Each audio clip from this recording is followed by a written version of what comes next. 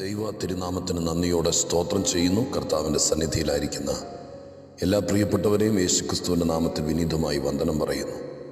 അനുദിന ജീവിതത്തിന് വേണ്ട സ്വർഗീയ മന്ന തന്ന് ഈ ഊഷര ഭൂമിയിൽ ബലത്തോടും കൃപയോടും കൂടി നടത്തുന്ന മഹാദൈവത്തെ നന്ദി നിറഞ്ഞ ഹൃദയത്തോടെ സ്തുതിക്കുന്നു. കർത്താവിൻ്റെ തിരുസന്നിധിയിൽ നിന്ന് ദൈവത്തെ വണങ്ങുകയും മഹത്വപ്പെടുത്തുകയും ചെയ്യുന്നു. ഒപ്പം ദൈവത്തിൻ്റെ വചനത്തിനായി കാത്തിരിക്കുകയും വചനത്തിൽ ബലപ്പെടുകയും വചനപ്രകാരം ജീവിക്കുകയും ദൈവത്തിൻ്റെ കൃപ ഏറ്റെടുക്കുകയും ചെയ്യുന്ന ആയിരക്കണക്കിന് ദൈവമക്കളോട് ഹൃദയം നിറഞ്ഞ നന്ദി. നിങ്ങൾക്ക് ദൈവത്തിൻ്റെ സന്നിധിയിൽ ഇരുന്നുകൊണ്ട് സ്നേഹവന്ദനങ്ങൾ അറിയിക്കുന്നു. ഉപവാസത്തിൻ്റെയും പ്രാർത്ഥനയുടെയും 14-ാമത്തെ ദിവസം കർത്താവ് നമ്മോട് അരുളി ചെയ്തുകൊണ്ടിരിക്കുന്ന ദൈവിക ദൂതിൻ്റെ മറ്റൊരു അംശം നിങ്ങളുമായി സ്നേഹപുരസരം പങ്കുവയ്ക്കുവാൻ ദൈവകൃപ ചോദിച്ച് പ്രാർത്ഥിച്ച് വചനത്തിലേക്ക് ദൃഷ്ടിയെ പതിപ്പിക്കുകയാണ്. നിങ്ങളുടെ വിനീതമായ ശ്രദ്ധയെ ഇനിയുള്ള സമയം ദൈവവചന ധ്യാനത്തിന് ആത്മാർത്ഥമായിട്ട് ക്ഷണിക്കുന്നു. പ്രാർത്ഥനയോടെ നമുക്ക് ദൈവവചനത്തിലേക്ക് നമ്മുടെ ശ്രദ്ധയെ തിരിക്കാം. ഇന്നത്തെ ദൈവിക സന്ദർശനത്തെക്കുറിച്ച് ഈ ഉപവാസ പ്രാർത്ഥനാ ദിവസങ്ങളിലൊന്നിൽ ഈ ആണ്ട് തീരുന്നതിനേക്കാൾ മുമ്പ് പ്രാർത്ഥിച്ചിരിക്കുന്ന വിഷയത്തിന്, ദൈവസന്നിധിയിൽ സമർപ്പിച്ചിരിക്കുന്ന വിഷയങ്ങൾക്ക്, ദൈവത്തോട് അഭയാചന കഴിച്ച അനവധി കാര്യങ്ങൾക്ക് ഒരു ദൈവിക സന്ദർശനം ഉണ്ടാകുമെന്നുള്ളത് നമ്മുടെ വിശ്വാസമാണ്. ദൈവത്തിൻ്റെ അരുളപ്പാടാണ്. ആവർത്തിച്ച് നാം കേൾക്കുന്ന ദൂതാണ്. സ്വർഗം നമ്മെ സന്ദർശിച്ചാൽ, ദൈവം നമ്മെ ഓർത്താൽ നമുക്കെന്തൊക്കെ പ്രയോജനമാണ്, എന്താണ് സംഭവിക്കുന്നത്, ജീവിതം ആകെ മാറാൻ ദൈവത്തിൻ്റെ ഒരു സന്ദർശനം മതിയെന്ന് പരിശുദ്ധാത്മാവ് കഴിഞ്ഞ 13 ദിവസമായി നമ്മുടെ മധ്യത്തിൽ പറഞ്ഞുകൊണ്ടിരിക്കുകയാണ്. വിശ്വാസം വർദ്ധിക്കട്ടെ, ആത്മാവിൽ ധൈര്യപ്പെടട്ടെ, അരുളപ്പാടുകൾ നിവർത്തിക്കട്ടെ.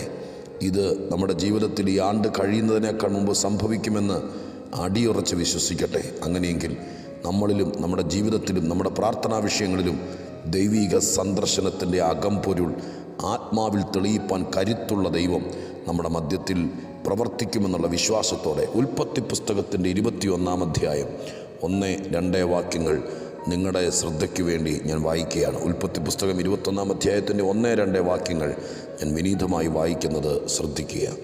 അനന്തരം യഹോവ താൻ അരുളി ചെയ്തിരുന്നത് പോലെ സാറയെ സന്ദർശിച്ചു. താൻ വാഗ്ദത്തം ചെയ്തിരുന്നത് യഹോവ സാറയ്ക്ക് നിവർത്തിച്ചു കൊടുത്തു. അബ്രഹാമിൻ്റെ വാർദ്ധക്യത്തിൽ ദൈവം അവനോട് അരുളി ചെയ്തിരുന്ന അവധിക്ക് സാറ ഗർഭം ധരിച്ചൊരു മകനെ പ്രസവിച്ചു. സാറ അബ്രഹാമിന് പ്രസവിച്ച മകന് അവൻ ഇസഹാക്ക് എന്ന് പേരിട്ടു. സുപരിചിതമായിരിക്കുന്ന ആ പഴയ സംഭവം. അബ്രഹാമിനും സാറയ്ക്കും സന്തതി ജനിക്കുകയാണ്. നീണ്ട കാലത്തെ കാത്തിരിപ്പിനൊടുവിൽ, ഒരുപാട് കാലത്തെ ദൈവത്തിൻ്റെ കണ്ണുകളിലേക്ക് നോക്കി ഇന്ന് തരും നാളെ തരുമെന്നുള്ള ഉറപ്പോടുകൂടെ പിറുപിറുപ്പില്ലാതെ അചഞ്ചലരായി വിളിച്ച ദൈവം വിശ്വസ്തനെന്നെണ്ണി കാത്തിരുന്ന ആ വാർദ്ധക്യ ദമ്പതികൾ 24 പരം വർഷത്തെ കാത്തിരിപ്പിനൊടുവിൽ ആ സുന്ദര സുദിനം അവരുടെ ജീവിതത്തിൽ വന്നു ചേരുകയാണ്. ആ സംഭവം 21-ാമത്തെ അധ്യായത്തിനകത്ത് നമ്മൾ വായിച്ച വേദഭാഗത്ത് സവിസ്തരം പരിശുദ്ധാത്മാവ് കുറിച്ചിട്ടിരിക്കുന്ന ഭാഗമാണ് എഴുതിയത്. നമ്മുടെ ചിന്തയോടുള്ള ബന്ധത്തിൽ ഇങ്ങനെ പറഞ്ഞു തുടങ്ങാം: ദൈവം സാറയെ സന്ദർശിച്ചു. 3 പ്രധാനപ്പെട്ട വാക്കുകളെങ്കിലും ആ 2 വാക്യത്തിനകത്ത് നിന്ന് ഞാൻ എടുത്തു കാണിക്കാം. 1, അരുളി ചെയ്തിരുന്നത് പോലെ. 2, വാഗ്ദത്തം ചെയ്തത് നിവർത്തിച്ചു. 3, അരുളി ചെയ്ത അവധിക്ക് അത് സംഭവിച്ചു. 2 വാക്യത്തിനകത്ത് നിങ്ങൾ സൂക്ഷ്മമായി നോക്കിയാൽ ഈ 3 പദങ്ങൾ പ്രത്യേകം കാണാം. 1, അരുളി ചെയ്തിരുന്നത് പോലെ. 2, വാഗ്ദത്തം ചെയ്തിരുന്നത് പോലെ. 3, അവധി പറഞ്ഞിരുന്നത് പോലെ. 3 പ്രധാനപ്പെട്ട വാക്കുകളുടെ നിറവേറലാണ് ഒരു സന്ദർശനത്തിൽ നടന്നത്. ഒന്നോടെ ആവർത്തിച്ച് പറയുന്നു. അബ്രഹാമിനോടും സാറയോടും ആ കുടുംബത്തോട് കാലങ്ങൾക്ക് മുമ്പേ 3 പ്രധാനപ്പെട്ട കാര്യങ്ങൾ ചെയ്തിരുന്നു, പറഞ്ഞിരുന്നു, അരുളി ചെയ്തിരുന്നു, വാഗ്ദത്തം ചെയ്തിരുന്നു, അവധി വെച്ചിരുന്നു. ഈ 3 കാര്യങ്ങൾ ഒറ്റ വിസിറ്റേഷനിൽ ദൈവം നിറവേറ്റുകയാണ്.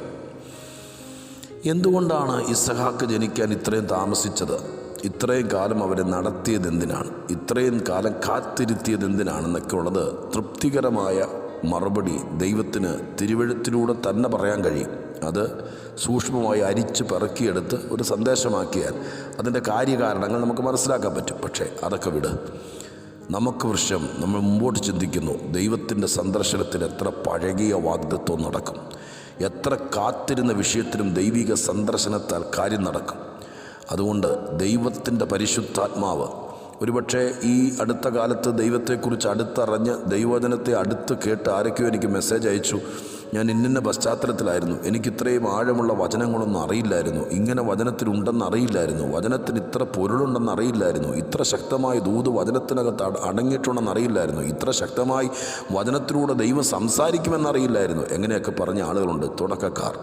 അവരെ ഓർത്ത് സ്തോത്രം ചെയ്യുന്നു. അത്രയും കാലമൊന്നും നിങ്ങൾ കാത്തിരിക്കേണ്ടി വരത്തില്ല എന്ന് ഞാൻ ഉറപ്പ് തരുന്നു. എന്നാൽ കാലങ്ങളായി ദൈവത്തിൻ്റെ സന്നിധാനത്തിൽ കാത്തിരിക്കുന്ന പ്രിയപ്പെട്ടവരെ, ദൈവം എന്തെങ്കിലും ചെയ്യാതിരിക്കത്തില്ല, ദൈവം പറഞ്ഞ വാക്ക് പാലിക്കാതിരിക്കത്തില്ല എന്ന് വിശ്വസിച്ചുകൊണ്ട് ദൈവത്തെ മാത്രം പ്രതീക്ഷയർപ്പിച്ചിരിക്കുന്ന സ്നേഹമുള്ള പ്രിയപ്പെട്ടവരെ, നിങ്ങളോട് ഞാൻ പ്രത്യേകം പറയാം, കർത്താവിൻ്റെ ആത്മാവ് സകലമാന ദൈവത്തിൻ്റെ മക്കളോടും പറയാം, ദൈവത്തിൻ്റെ ഒരു സന്ദർശനം കൊണ്ട് കെട്ടിക്കിടക്കുന്ന പല പ്രാർത്ഥനാ വിഷയങ്ങളും, കെട്ടിക്കിടക്കുന്ന പല കാത്തിരിപ്പിൻ്റെ വിഷയങ്ങളും ഒറ്റ സന്ദർശനം കൊണ്ട് നിറവേറ്റിത്തരാൻ കഴിവുള്ള ദൈവത്തെ ഞാൻ ആത്മാർത്ഥമായി നിങ്ങളുടെ മുമ്പിലേക്ക് ഇന്ന് കൊണ്ടുവരികയാണ്. വിശ്വസിച്ചുകൊണ്ട് സ്തോത്രം ചെയ്തു. കർത്താവേ, ഞാൻ കാത്തിരിക്കുക, വർഷങ്ങളായിട്ട് ഇതിനൊരു മാറ്റം വരുമെന്ന് ദൈവം പറഞ്ഞിരിക്കുന്നു, അനേകരിലൂടെ പറഞ്ഞിരിക്കുന്നു, എൻ്റെ മനസാക്ഷിക്കകത്ത് ബോധ്യമാക്കിയിരിക്കുന്നു. ഇല്ല, ഞാൻ വഴിമാറി ചിന്തിക്കേണ്ടി വരില്ല, ഞാൻ ഒറ്റപ്പെട്ടു പോകില്ല, ഞാൻ ഏകയാകില്ല, ശത്രുവിൻ്റെ ഇഷ്ടം എന്നിൽ നിറവേറില്ല, എൻ്റെ കുഞ്ഞുങ്ങളുടെ ജീവിതത്തിൽ പിശാചിൻ്റെ തന്ത്രങ്ങൾ നിറവേറില്ല, അവനെക്കുറിച്ച് അവളെക്കുറിച്ച് എന്നോട് ദൈവം പറഞ്ഞിട്ടുണ്ട്, അത് ഇന്ന സന്ദർഭത്തിലാണ്, ആ പറഞ്ഞ കാര്യം അതുപോലെ മുറയ്ക്ക് നിറവേറ്റാൻ കഴിയുമെന്ന് പറഞ്ഞ് നമ്മുടെ ഭാഷയെ പറഞ്ഞാൽ കണ്ണിലെണ്ണയൊഴിച്ച് കാത്തിരിക്കുന്ന വിഷയത്തിൽ നടക്കാതിരിപ്പാൻ നിരവധി തടസ്സങ്ങൾ നിരത്തി വയ്ക്കുന്ന ഈ ദുഷ്ടലോകത്തിൽ എൻ്റെ ദൈവം ഇറങ്ങി വരും. എൻ്റെ കുഞ്ഞുങ്ങളോട് പറഞ്ഞ കാര്യം നിറവേറാൻ വേണ്ടി ദൂതനെ അയക്കുകയല്ല, ഒരു ദൈവദാസനെ അയക്കുകയല്ല, ദൈവം തന്നെ ഇറങ്ങി വന്ന് സന്ദർശിക്കും. ആ സന്ദർശനത്തിനകത്ത് അരുളപ്പാടുകൾ നിവൃത്തിയാകും. സ്തോത്രം, ഹല്ലേലൂയ. വാഗ്ദത്തം ചെയ്തത് നിവൃത്തിയാകും, അവധി വെച്ചത് നിവൃത്തിയാകും. ദൈവം ചിലരോട് അരുളി ചെയ്തിട്ടുണ്ട്, ചിലരോട് വാഗ്ദത്തം ചെയ്തിട്ടുണ്ട്, ചിലരോടൊരു അവധി വെച്ചിട്ടുണ്ട്. 73-ാം സങ്കീർത്തനത്തിനകത്ത് ആസാഫിനോട് ദൈവം പറഞ്ഞു, ഞാൻ നിൻ്റെ വലം കൈക്ക് പിടിച്ചിട്ടുണ്ട്, എൻ്റെ ആലോചനയാൽ ഞാൻ നിന്നെ നടത്തുകയാണ്, പിന്നത്തേതിൽ നിന്നെ മഹത്വത്തിലേക്ക് കൈക്കൊണ്ടുകൊള്ളാം. പിന്നത്തേതിൽ എന്ന് പറയുന്ന ഒരു അവധിയാണ് ഇയ്യോബിൻ്റെ ജീവിതത്തിനകത്ത്. ഇയ്യോബ് ഒരിക്കൽ ഗദ്ഗദത്തോടെ പറഞ്ഞു, ദൈവമേ, നീ ഒരു അവധി വെച്ചിരിക്കുന്നു, എനിക്കറിയാം എൻ്റെ ജീവിതത്തിനൊരു മാറ്റം വരും, എൻ്റെ ജീവിതത്തിൻ്റെ നിലവാരത്തിന് മാറ്റം വരും. എല്ലാം ശൂന്യമായാലും, എല്ലാം കൈവിട്ടുപോയാലും, എല്ലാം ഇല്ലാതെയായിപ്പോയാലും എൻ്റെ ദൈവം ഒരു അവധി വെച്ചിട്ടുണ്ട്. ഞാൻ സഹിക്കുന്ന വേദനകൾക്ക്, ഞാൻ സഹിക്കുന്ന നൊമ്പരങ്ങൾക്ക്, എൻ്റെ ശരീരത്തിലേറ്റ ആഘാതങ്ങൾക്ക്, ഞാൻ കേട്ട വലിയ നീറിപ്പോകുന്ന വാക്കുകൾക്ക്, എൻ്റെ ശരീരം അടിച്ചു കീറിയതുപോലെ നൊമ്പരപ്പെടുത്തുന്ന ഉളികൊണ്ട് കുത്തുന്നത് പോലത്തെ വേദനാജനകമായിരിക്കുന്ന വാക്കുകൾക്കും, എനിക്ക് ഉത്തരം പറയാൻ പറ്റാത്ത നൊമ്പരപ്പെടുത്തുന്ന വിഷയങ്ങൾക്കും എൻ്റെ ദൈവം പരിഹരിക്കപ്പെടാൻ ഒരവധി വെച്ചിട്ടുണ്ട്. ഇയ്യോബ് അത് പറഞ്ഞു. അവധി വെച്ചിട്ടുണ്ടെന്ന് വിശ്വസിച്ചവർ അത് ശരിക്കും കണ്ടു. ഹല്ലേലൂയ, സ്തോത്രം. ഹബക്കൂക്ക് പ്രവാചകനല്ലേ പറഞ്ഞത്, ദർശനത്തിന് ഒരവധി വെച്ചിട്ടുണ്ട്, ആ അവധിയുടെ സമയത്ത് നിറവേറും. കോടതിയിൽ ഒരു കേസ് കൊടുത്താൽ അന്ന് തന്നെ ജഡ്ജി വിധി പറയാറില്ല, ഒരവധി വയ്ക്കും. ആ അവധിക്ക് കോടതി വിധി പറഞ്ഞിരിക്കും. ചിലപ്പോൾ ഏതെങ്കിലും സാങ്കേതിക കാരണം കൊണ്ട് ഒരു അവധി കൂടി നീട്ടിവെച്ചാലും, ഏതെങ്കിലും പ്രത്യേക തെളിവുകൾ കയ്യിൽ കിട്ടാൻ പഴുതടച്ച് വിധി പറയാൻ ജഡ്ജിക്ക് ബുദ്ധിമുട്ട് വരുമ്പോൾ ഒരവധി കൂടി ചിലപ്പോൾ മാറ്റിവെച്ചാൽ ഒരു കാര്യം ഉറപ്പാണ്, കോടതി ഏറ്റെടുത്ത ഫയലിൽ സ്വീകരിച്ച കേസിന് ഒരു വിധി വരാതിരിക്കത്തില്ല.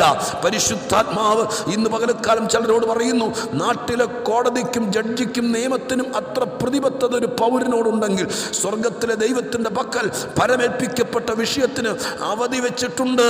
അവധി വെച്ച ദിവസത്ത് ദൈവത്തിൻ്റെ സന്ദർശനം നടക്കും. അവധി വെച്ച നാളിൽ തന്നെ ദൈവം വിധി പറഞ്ഞ് സ്തോത്ര കാര്യം നടപ്പാക്കാൻ കഴിവുള്ള ദൈവമാണ്. അതുകൊണ്ട് സ്വർഗത്തിലെ ആത്മാവ് ഇന്ന് പകൽക്കാലം സന്ദർശനത്തോടുള്ള ബന്ധത്തിൽ പറയുന്നത്, നിന്നോട് ദൈവം പറഞ്ഞ അവധി നിറവേറുന്ന നാളുകളാണ് 2020 അവസാനം, 21 ഫസ്റ്റ് ടൈം എന്ന് പറയുന്നത്. എന്നോട് പറഞ്ഞ് അവധി വെച്ച കാലത്തിൻ്റെ നിറവേറലിൻ്റെ സമയത്ത് എത്തി നിൽക്കുന്നു. ഇനി നീ ദൈവത്തിൻ്റെ സന്നിധിയിലേക്ക് വരുന്നത് വിധി കേൾക്കാനാണ്. ഹല്ലേലൂയ. എനിക്കുള്ള വിധി നിങ്ങൾ നിന്ന് പുറപ്പെടട്ടെ എന്ന് സങ്കീർത്തനത്തിൽ തന്നെ ഭക്തന്മാർ പറഞ്ഞിരിക്കുന്നത് പോലെ പരിശുദ്ധാത്മാവ് ചിലരോട് പറയുന്നു, ഇനി നീ സങ്കടം ബോധിപ്പിച്ച് കരയാനല്ല ചെല്ലുന്നത്, ഇനി നീ ദൈവത്തിൻ്റെ സന്നിധിയിൽ ആ ഭയാചന കഴിക്കാനല്ല ചെല്ലുന്നത്, ഇനി നീ കർത്താവിൻ്റെ സന്നിധിയിലേക്ക് ഈ 21 ഡേയ്സ് ഫാസ്റ്റിംഗ് എല്ലാം കഴിഞ്ഞ് ദൈവസന്നിധാനത്തിൽ നീ പ്രാർത്ഥന പ്രാർത്ഥനയോടെ കർത്തൃസന്നിധിയിൽ ഇരിക്കുമ്പോൾ, നീ കൃപാസനത്തിന് മുമ്പിലേക്ക് മുട്ടുകുത്തി ചെല്ലുമ്പോൾ, അന്നേരം വീണ്ടും ദൈവത്തോട് അപയാചന കഴിക്കാനല്ല, നീ വിധി കേൾക്കാൻ വേണ്ടി ചെല്ലും. കോടതിയിൽ ഞാൻ ആദ്യം പറഞ്ഞതുപോലെ തന്നെ സ്തോത്രം ഹല്ലേലൂയ, സാക്ഷി വിസ്താരം, വിചാരണ, തെളിവെടുപ്പ്, സ്തോത്രം, എന്നിത്യാദി, പ്രതികളെ വിസ്തരിക്കൽ, ഇങ്ങനെ ഒത്തിരി ഒത്തിരി സംഭവങ്ങളുണ്ട്. ഇതെല്ലാം കഴിഞ്ഞ ഒരു ദിവസം വിധി പറയുന്ന ദിവസമുണ്ട്. സ്തോത്രം ഹല്ലേലൂയ. ആകാംക്ഷയോടെയാണ്. കഴിഞ്ഞ ദിവസം ഒരു പ്രമാദമായിരിക്കുന്ന കേസിൻ്റെ വിധി സ്തോത്രം കോടതി പറഞ്ഞു. ഇതുപോലത്തെ ആകാംക്ഷഭരിതമായിട്ടാണ് ലോകം മുഴുവൻ കാത്തിരിക്കുന്നത്, അല്ലേ? ആ വിധി പറയുന്ന ദിവസം മീഡിയകളെല്ലാം അവിടേക്കായിരിക്കും തിരിഞ്ഞിരിക്കുന്നത്, പ്രമാദമായിരിക്കുന്ന വിഷയത്തിൻ്റെ. ഞാൻ നിന്നോടും പറയാം, ആകാംക്ഷയോടെ, പ്രതീക്ഷയോടെ സ്വർഗത്തിലെ ദൈവം വെച്ചിരിക്കുന്ന അവധി കഴിയാൻ പോകുകയാണ്. ഈ അവധി കഴിയുമ്പോൾ ദൈവത്തിൻ്റെ പ്രവൃത്തിയുടെ വിധി വരുമെന്ന് വിശ്വസിക്കുന്ന ദൈവത്തിൻ്റെ മക്കൾ സ്തോത്രം ചെയ്തുകൊണ്ട് പറ, എനിക്കുള്ള വിധി ദൈവത്തിൽ നിന്ന് പുറപ്പെടാൻ സമയമായി. ഈ സന്ദർശന കാലത്ത്, ഈ സന്ദർശന ദിവസങ്ങളിൽ പരിശുദ്ധ ദൈവത്തിൻ്റെ വിധി പുറപ്പെടുമെന്ന് വിശ്വസിക്കുന്ന ദൈവമക്കൾ ഉറച്ചു വിശ്വസിച്ചു. സന്ദർശിച്ച് വിധി പറയുന്നൊരു ദൈവമാണ്. ഞാൻ ആ കാര്യങ്ങൾ വേഗത്തിൽ പറഞ്ഞ് സ്തോത്രം നിങ്ങൾക്ക് വേണ്ടി പ്രാർത്ഥിക്കാൻ വേണ്ടി ശ്രമിക്കട്ടെ. സ്തോത്രം. ഇവിടെ പറഞ്ഞത് ഇങ്ങനെയാണ്: അരുളി ചെയ്തിരുന്നത് പോലെ സാറയെ സന്ദർശിച്ചു. അരുളി ചെയ്തിരുന്നത് പോലെ എന്നാണ് അരുളി ചെയ്തത്. 18-ാമത്തെ അധ്യായത്തിനകത്താണ്, 14-ാമത്തെ വാക്യത്തിലാണ്. അബ്രഹാമിൻ്റെയും സാറയുടെയും കൂടാരവാതിക്കലേക്ക് 3 പുരുഷന്മാർ കയറി വരുന്നു. ദൈവത്തിൻ്റെ ഒരു വിസിറ്റേഷനാണ് 18-ാം അധ്യായത്തിൽ മമ്മറയുടെ തോപ്പിലിരിക്കുമ്പോൾ സംഭവിക്കുന്നത്. ആളത്തത്തിൽ, ആഹാരം കഴിക്കാൻ പാകത്തിൽ, കണ്ണുകൊണ്ട് കാണാൻ പാകത്തിൽ, അവരോട് വ്യക്തമായിട്ട് മുഖാമുഖം സംസാരിക്കുന്ന പാകത്തിൽ 3 പേർ, ദൂതന്മാരെന്ന് എഴുതിയിരിക്കുന്നതെങ്കിലും സ്തോത്രം ആ ഭാഗങ്ങൾ വായിച്ചാൽ ദൈവമാണെന്ന് ബോധ്യപ്പെടാം. അത്രയ്ക്ക് അധികാരത്തോടെ ദൈവം വന്ന് കാര്യങ്ങൾ സംസാരിച്ച് മടങ്ങുകയാണ്. അപ്പോൾ കണ്ണുകൊണ്ട് കാണുന്ന രീതിയിൽ അക്ഷരീകമായിട്ട് അവരുടെ അടുക്കൽ വന്ന് ആഹാരം കഴിച്ചു. അങ്ങനെ കുറച്ച് കാര്യങ്ങൾ സംസാരിച്ച് 14-ാം വാക്യത്തിൽ പറയുന്നു, 18-14, യഹോവയാൽ കഴിയാത്ത കാര്യമുണ്ടോ? ഒരാണ്ട് കഴിഞ്ഞിട്ട് ഈ സമയമാകുമ്പോൾ ഞാൻ നിൻ്റെ അടുക്കൽ മടങ്ങി വരും, സാറയ്ക്കൊരു മകനുണ്ടാകുമെന്ന് അരുളി ചെയ്തു. അതാണ് അരുളപ്പാട്. എന്താ അരുളപ്പാട്? 1 വർഷം കഴിയുമ്പോൾ ഞാൻ മടങ്ങി വരും. സ്തോത്രം ഹല്ലേലൂയ. എനിക്ക് കഴിയാത്ത ഒരു കാര്യവുമില്ല. അസാധ്യമെന്നെണ്ണി അവർ ചിരിച്ചു തള്ളിയ കേസാണ്. പക്ഷെ ദൈവം പറഞ്ഞു, എനിക്ക് കഴിയാത്ത കാര്യമല്ലത്. 1 കൊല്ലം കഴിയുമ്പോൾ ഞാൻ നിൻ്റെ അടുക്കൽ മടങ്ങി വരും, അന്ന് നീ ഒരു സന്തതിയെ ചേർത്തുകൊള്ളുമെന്ന് അരുളി ചെയ്തു. സ്തോത്രം. അത് ആളത്വത്തിൽ വന്നാ പറഞ്ഞത്. എന്നാൽ 21-ാം അധ്യായത്തിൽ നമ്മൾ വായിച്ചത്, അനന്തരം സ്തോത്രം സാറയെ സന്ദർശിച്ചു. അത് ഇതുപോലെ ആളത്വത്തിൽ വന്നല്ല, ആഹാരം വന്ന് വീട്ടിൽ വന്നിരുന്ന് ആഹാരം കഴിച്ചുകൊണ്ടല്ല. സ്തോത്രം. ആ വൃക്ഷച്ചോട്ടിൽ പിന്നെയും വന്നിരിക്കുമ്പോഴല്ല. പിന്നെ എങ്ങനെയാണെന്നറിയാമോ? സ്തോത്രം ഹല്ലേലൂയ. അവിടെ സ്തോത്രം കാണുന്നത് ദൈവം അക്ഷരികമായിട്ട് അവിടെ വന്നില്ല. ഞാൻ കഴിഞ്ഞ സന്ദേശത്തിലൊക്കെ പറഞ്ഞതുപോലെ ആരും അറിയാതെ ദൈവം സന്ദർശിച്ചു. ഇന്ന് ഞാൻ നിങ്ങളോട് പറയാം, കർത്താവിൻ്റെ സാന്നിധ്യത്തിൻ്റെ മറവിലിരുന്നു കൊണ്ട് ദൈവത്തിൻ്റെ ആലോചനയും വാഗ്ദത്തങ്ങളൊക്കെ പ്രാപിച്ചു 18-ാം അധ്യായത്തിലെ പോലെ അക്ഷരീകമായി കാതുകളിൽ കേട്ടു, അക്ഷരീകമായി ദൈവസാന്നിധ്യം അനുഭവിച്ചു. ദൈവം നമ്മളോട് ചിലത് ഉറപ്പ് തന്നു. ആ കാര്യം അക്ഷരീകമായിട്ട് സംഭവിച്ചതാണ് 18-ൽ. എന്നാൽ 21-ൽ അതുപോലൊരു ദിവസം അക്ഷരീകമായിട്ട് തലപൊക്കി നോക്കുമ്പോൾ ആരും വന്നില്ല. പക്ഷെ ദൈവം സന്ദർശിച്ചു. അപ്പോൾ ആ വാക്കിൻ്റെ പ്രത്യേകത നിങ്ങൾക്ക് മനസ്സിലായോ? ദൈവം തമ്പുരാൻ സ്തോത്രം പാൻറ് വിട്ട്, ഷർട്ട് വിട്ട്, കോട്ട് വിട്ടുകൊണ്ട് ഞങ്ങളിൽ ഒരാൾ വീട്ടിലേക്ക് വരുന്നത് പോലെ, ഡയറി കുറിച്ചിട്ട് കൃത്യസമയത്ത് രാവിലെ വണ്ടിക്ക് ഡീസൽ അടിച്ച് വീട്ടിലേക്ക് വരുന്നത് പോലെ വരുന്നതിനല്ല സന്ദർശനം എന്ന് പറയുന്നത്. പിന്നെയോ തടസ്സങ്ങൾ നിൽക്കുന്ന ഈ കാര്യം നിർവഹിക്കാൻ വേണ്ടി, നിറവേറ്റാൻ വേണ്ടി, ദൈവം പറഞ്ഞ കാര്യം നിറവേറ്റാൻ വേണ്ടി തടസ്സം നിൽക്കുന്ന, കണ്ണുകൊണ്ട് കാണാൻ കഴിയാത്ത ദുഷ്ടശക്തികളെ ഒതുക്കി മാറ്റിയിട്ട് ആ കാര്യം നിറവേറാൻ വേണ്ടി കണ്ണുകൊണ്ട് കാണുന്നില്ലെങ്കിലും നിൻ്റെ കൂടാരത്തെ സന്ദർശിക്കുന്നൊരു ദൈവമുണ്ട്.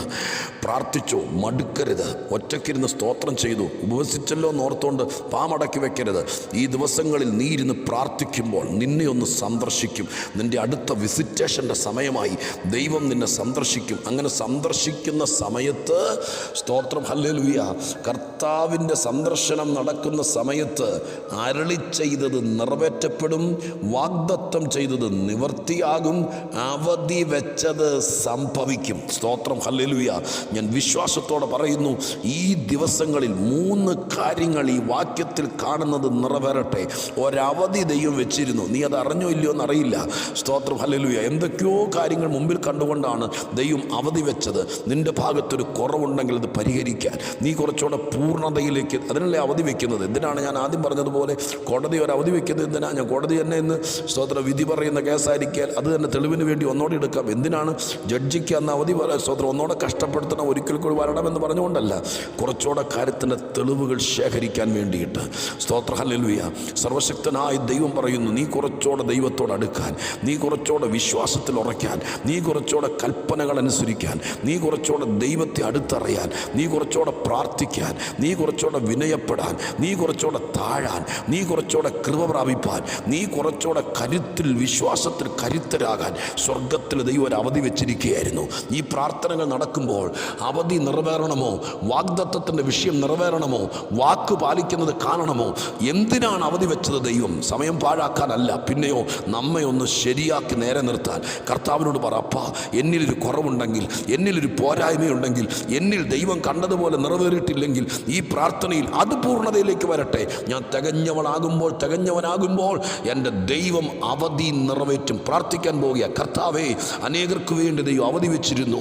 ഈ വാട്സാപ്പ് സന്ദേശം കേൾക്കുന്ന പലരോടും ദൈവം വാക്ക് പറഞ്ഞിരുന്നു, അരുളി ചെയ്തിരുന്നു.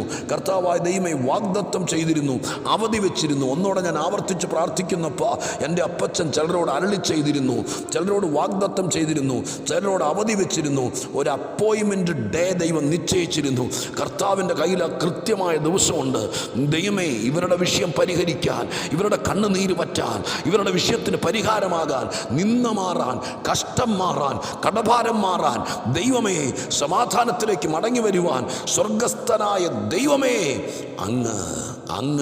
അങ്ങ് ഒരവധി വെച്ചിരുന്നു. ആ അവധി നിറവേറുന്ന ദിവസങ്ങളായിരിക്കട്ടെ. ഞങ്ങൾ അതിനുവേണ്ടി പ്രാർത്ഥിക്കുന്നു. ഈ 2020 ഡിസംബർ തീരുന്നതിനേക്കാൾ മുമ്പ് അടുത്ത മാസത്തിൻ്റെ ആരംഭ മാസം കൂടെ ഞങ്ങൾ ചേർത്ത് പിടിക്കുക.